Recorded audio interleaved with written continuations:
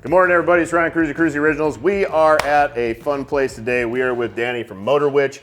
We're going to make some power on the Nightster. At least we're going to see if we can make some power on the Nightster. Then we're going to step over to FXR Division. We're going to get some new parts that they just came out with. They're going to make even more power.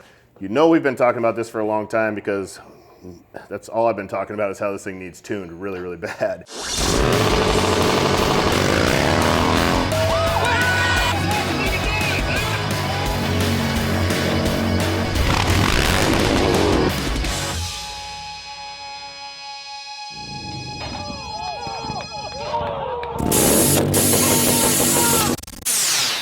So we're with Danny. Danny, what do you do? What's the deal? I mean, here we focus on engine building and dyno tuning. With this bike, we'll just get it up there and see what it's making from the factory, and then we'll install the better air cleaner and tune it so that we can change the VE and the spark and get as much power out of it as we can. Have you messed with these at all before? Not this. I have with the Pan Ams, so it's a similar powertrain, but I haven't specifically tuned one of these yet. Just a little bit smaller displacement, probably a smaller cam if I had to, or cams if I had to imagine. Yeah, I would think it's just a little bit less aggressive cam, less displacement. Have you pulled some power out of the Pan Americas? Yeah, they do pretty good. We've had luck with those. We're getting ready to test another airbox on that. We'll see what we get with that. Same airbox. Basically, FXR Division has built one for the Pan America, correct? Correct. And we're going to try it on this, and I'm really excited because it looks nasty as a motherfucker. So I'm going to be looking forward to making some power. We'll throw it on the dyno and spin it up, and we'll get like real numbers, like what does this thing actually make? This one has been overheated several times.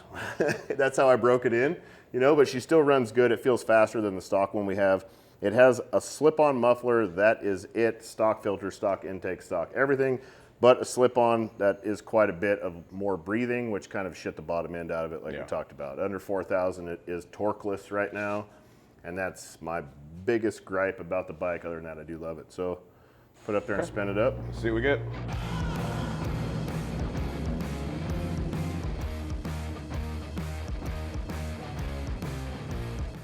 Here we go. So Danny's gonna pull one pole stock form with a slip-on, and we're gonna see what it makes just straight up, like what kind of wheel horsepower, which I probably only got 20 PSI in that rear tire.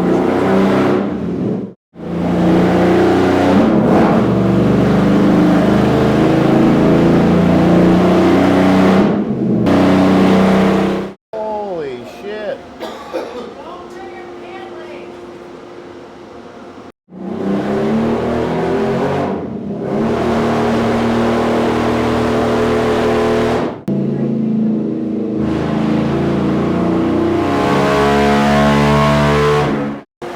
That thing was blowing flames. It was blowing blue flames out the back of it too. Yeah, that's lean as Oh yeah. Let's do the air cleaner swap, and I'll set up to tune it, and then when you get back, if it's still running, buddy, we'll try unplugging that fucking sensor. Okay.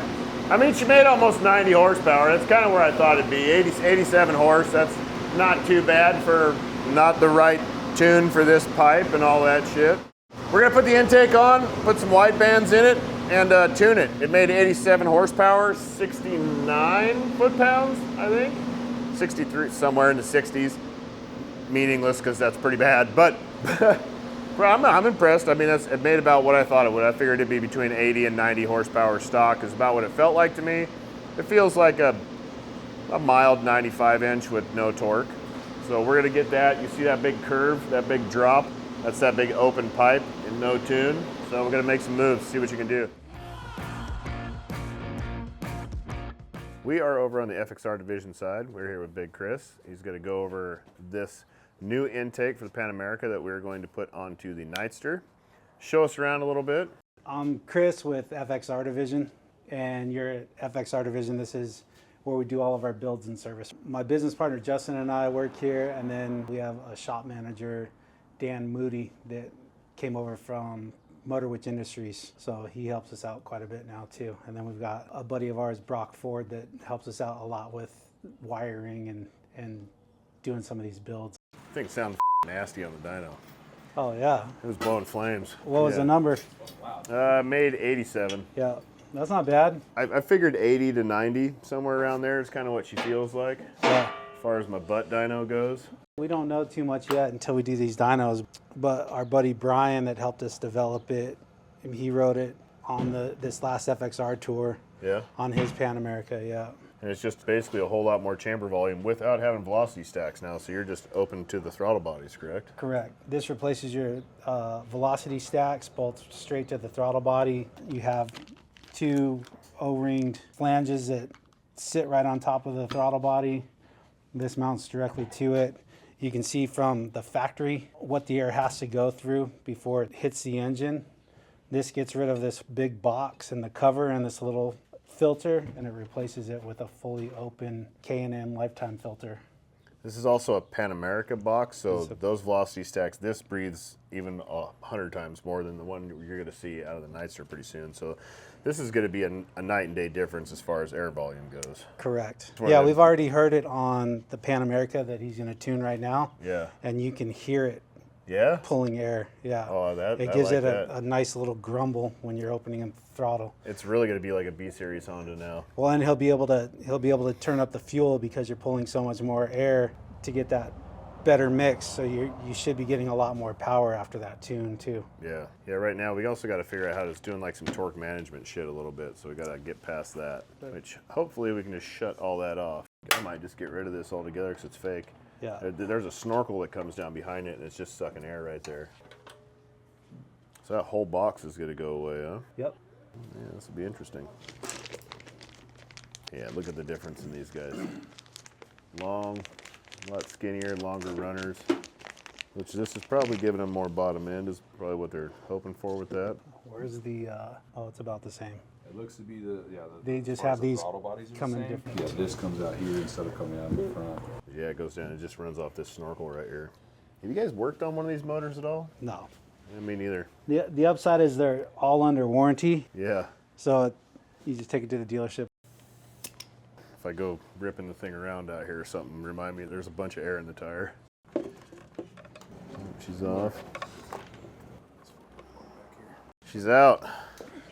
I say the Nightster's got a little more length in its stacks. They're a lot smaller diameter though. Really about the girth when it comes down to it. Let's take a little comparison. So a quick comparison to the Pan America from the Nightster. You can see that these are much longer and these are a lot shorter. These flare out to a bigger diameter, inside diameter here, but on the back side where the throttle body matches up, the inside diameter looks about the same. You know what? Let me pop it out and we'll check it out.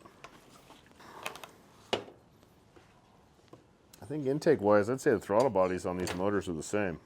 That's my guess. That's my eyeball guess right there. This is going to make more bottom end, a lot less top end. You're going to make less horsepower with something this long of a runner. And this box has less chamber volume than this one does. So there's quite a bit of difference in the Nightster and the Pan America. This dude is 2.1 inside diameter, and the Nightster is 180. So she is considerably bigger. Interesting. Airbox bigger. So if you were to just get Pan Am velocity stacks and put them on this airbox, it would be an absolute waste of your time because this whole thing right here is going to determine size. For this? 189. Yeah, yep. So that ain't going to work.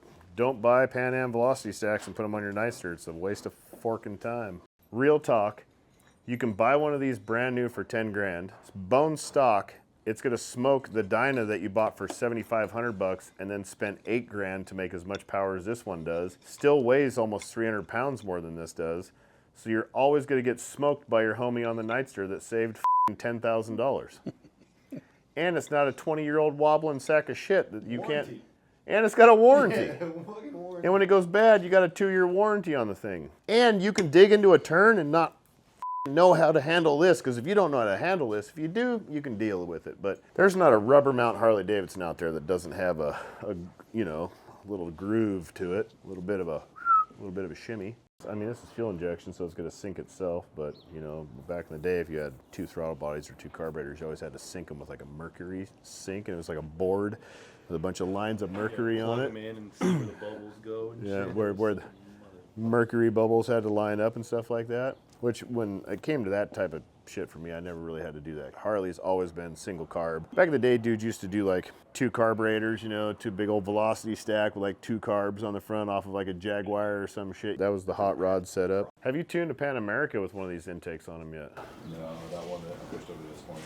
That'd be the first one? I was trying to figure out where to point that. Point it off this way. All right. What size is it? Is this nipple going to be too big? I think it's connected to the airbox still. This is R&D, people. That's what it looks like. Yeah, it'll work. Research and development also stands for trial and error. Yeah. Figure it out as we go. That shit looks dope already. Because this hose has a flare on it that's going into the box, so we just have to cut it off. So yeah, if we just cut it straight, we'll put it on here and then we can run it down.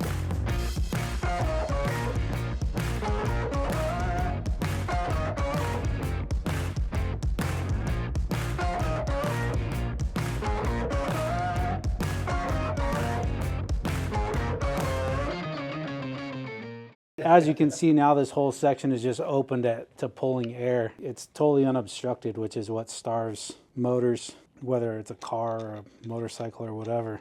I can't wait to hear it. Ta-da! There's an installation. It looks sick. It looks like, have you seen them big Harley intakes for the LSs that stick out of the hood, that big filter like that? As soon as you sent me pictures of this, I was like, yes, I want that. Man, we should fire it up and see if she sucks air real hard, huh? Oh, she will. It'll throw codes for sure. Oh, she's gonna run lean as shit too right now, but let's try it out.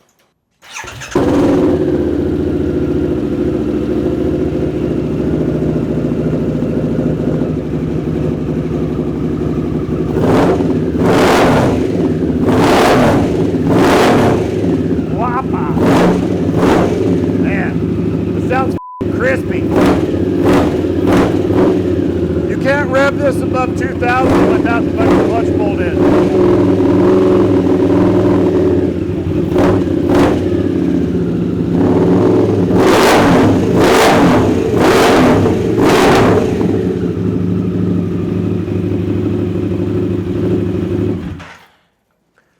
Let's go back over to Motor Witch and make some power.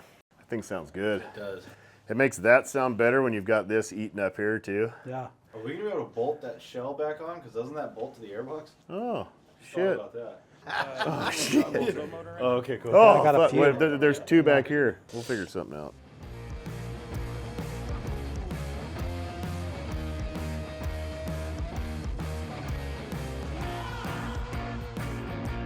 And we could just make North Phoenix. a bracket right off of this bolt right here. Okay. So right now, Justin is measuring for this, where this bolts up right now, bolted to the stock airbox, which we don't have that anymore. So he's gonna make a bracket that goes onto the air filter bolt right here. It'll just be like a little, you know, and then we can bolt it up right here, which we still have stock bolting right here. And then we'll just have a little tab to bolt up right here. What's up, dude? How you been? Good. Pretty excited. It is. This is a sick compound. I'd have this parking lot painted with rubber myself. And we are heading over to the old dyno shop. Back over to Danny at Motor Witch. Spin this thing up, try and make some power.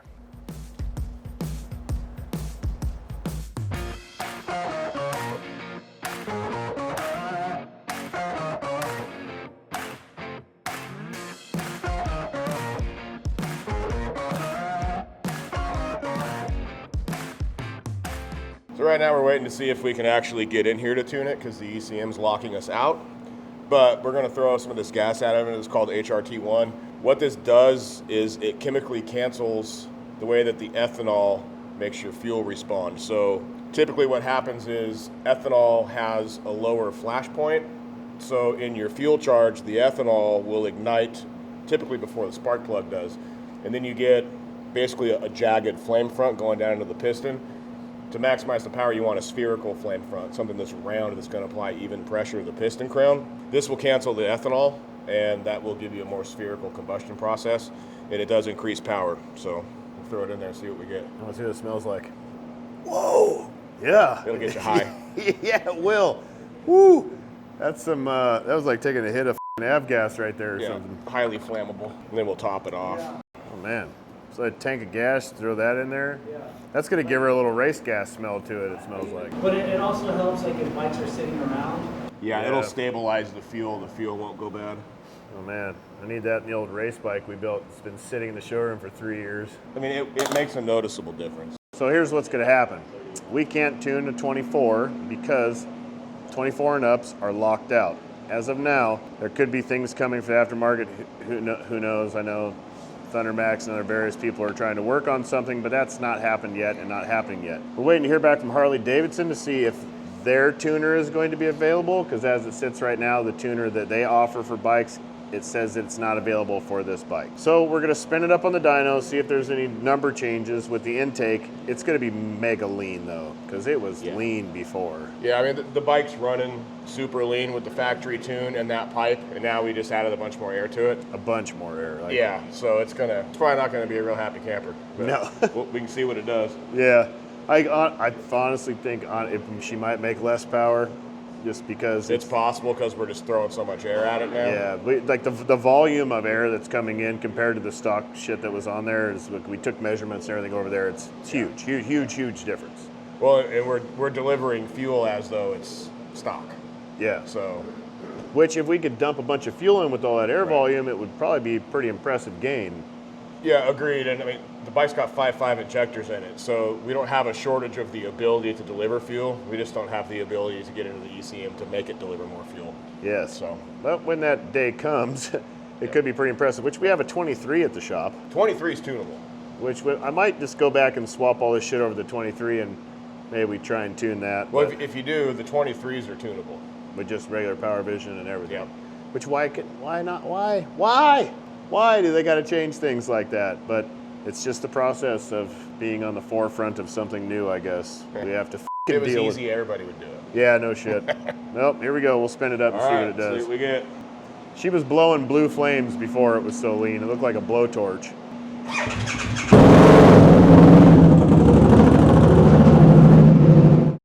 It's gonna bring it up to temperature, and then we're just gonna spin it and see if there's any number changes with the intake, which it not being tuned and not being able to add any more fuel to it, that's really hard to produce better numbers because it's gonna be really lean. But we just kind of want to see what it does. It really sucks that we can't tune this thing because that's a real dilemma on what we want to do with them. So I am already beating on Harley's door trying to get things moving so we can get a tuner for this thing. I'm gonna be getting on everybody's ass to make sure that we can get a tuner for this, because if we can't tune this bike, it's basically useless to me at this point.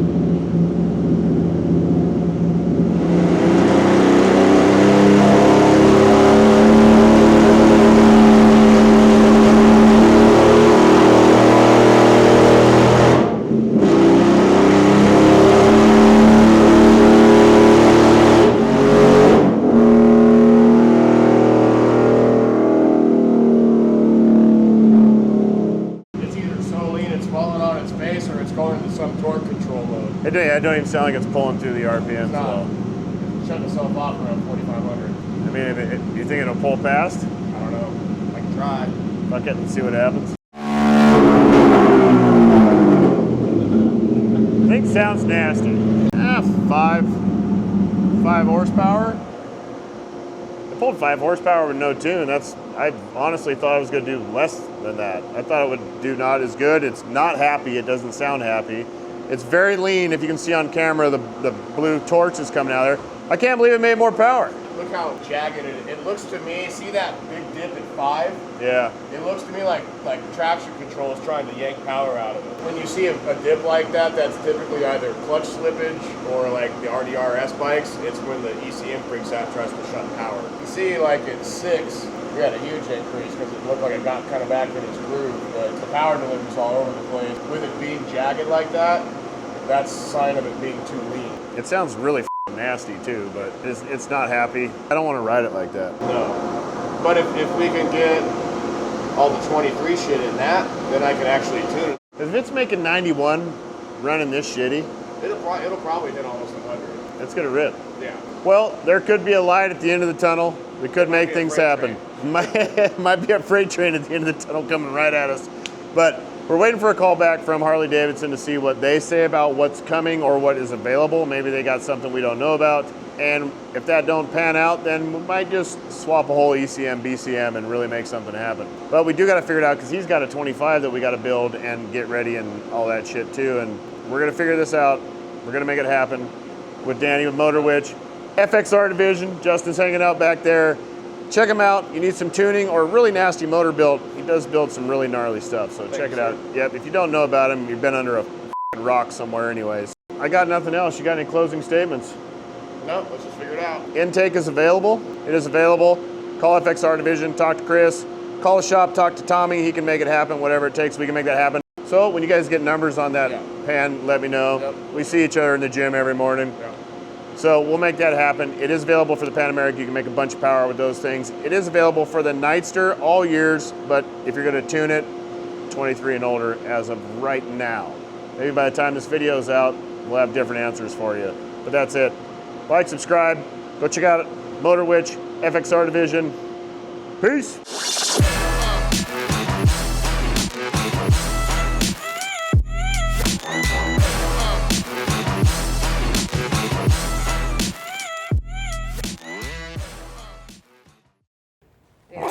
Danny, you're I falling was. apart. We're off to a good start. Yeah, both mics are good. Yeah, we're good. Hey, don't. Do you have anything to say about what's going on? No, it was pretty self-explanatory. Yeah.